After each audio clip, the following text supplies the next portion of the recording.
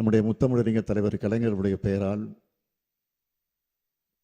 ஒரு பல்கலைக்கழகத்தை உருவாக்க வேண்டும் என்று தன்னுடைய கருத்துக்களை விதி எண் 55 பயன்படுத்தி எடுத்துச் சொல்லியிருக்கிறார்கள். இன்றைக்கு தமிழ்நாட்டில் இருக்கக்கூடிய பள்ளிக்கூடங்களாக இருந்தாலும் கல்லூரிகளாக இருந்தாலும் அவைகளெல்லாம் இன்றைக்கு வளர்ந்து மேலோங்கி மற்ற மாநிலங்களுக்கெல்லாம் எடுத்துக்காட்டாக ஏன் உலக அளவில் இன்றைக்கு பாராட்டப்படக்கூடிய அளவிற்கு ஏன் முதலிடத்திற்கு வந்திருக்கு, நாட்டிலே முதலிடத்தில் இருக்கக்கூடிய நம்முடைய கல்வி நிலையங்கள் எல்லாம் உருவாவதற்கு காரணம்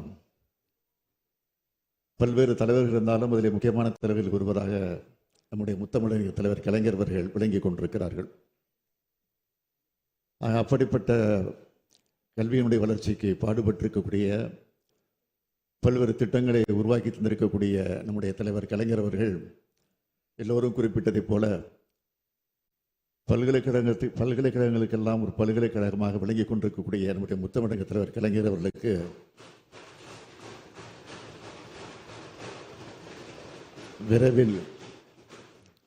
விரைவில் அவர் பிறந்த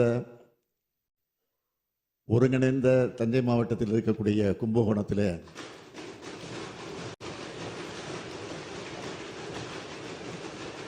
நம்முடைய மாண்புமிகு உறுப்பினர் ஜே கே மணி குறிப்பிட்டது போல எந்தவித தயக்கமின்றி நான் அறிவிக்கிறேன்,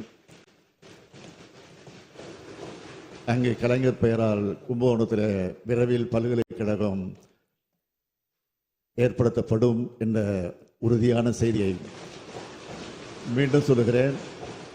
எந்தவித தயக்கமின்றி இதை சொல்லுகிறேன் என்று சொல்லி நான் அமைகிறேன். நன்றி, வணக்கம்.